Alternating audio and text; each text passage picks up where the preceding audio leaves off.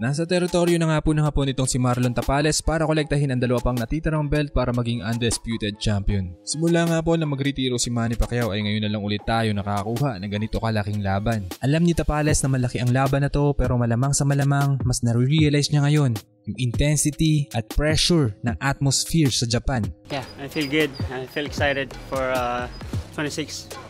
Sana nga po hindi mamahay, maging kalmado at relax ang ating pambato sa kabila ng mga external pressure para hindi maapektuhan ang kanyang performance sa December 26th. Matapos nga pong magpakita ng open workout ni Tapales sa mga Hapon ay lalo pa itong naging dehado. Ang 100 pesos na pusta mo ay tatama ng 875 o kung 1,000 naman tatama ka ng 8,750. Sa mga gustong pumusta, click nyo lang yung link na nasa description ng video na to. Ito ang pinakamatinding training na pinagdaanan ni Tapales. 3 buwang nag-training sa US at 1 buwan nag-training sa Baguio. Pinaghandaan ng husto ang strength and conditioning, game plan at strategies. Nakipag-sparring sa mga dekalibreng boksingero ngayon, kagaya ni Carmel Muton at mga Filipino boxers na nagsama-sama sa training camp para tulungan si Marlon Tapales. Makikita sa open workout ni Tapales na masusing nanunood ang manager at ang tatay ni Inoue. Nagbabaka sakali na makakuha ng konting impormasyon. Wala namang pinakitang kakaiba si Marlon Tapales sa kanyang open workout.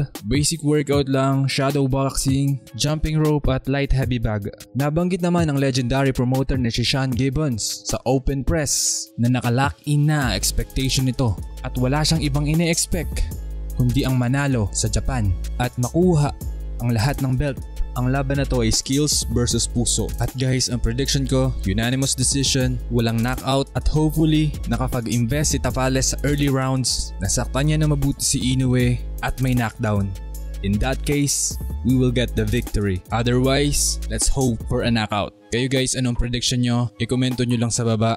Babasahin natin yan. At kung nagustuhan nyo ang video na yun, like, subscribe to my channel, comment down your opinion, and I will see you guys in the next video.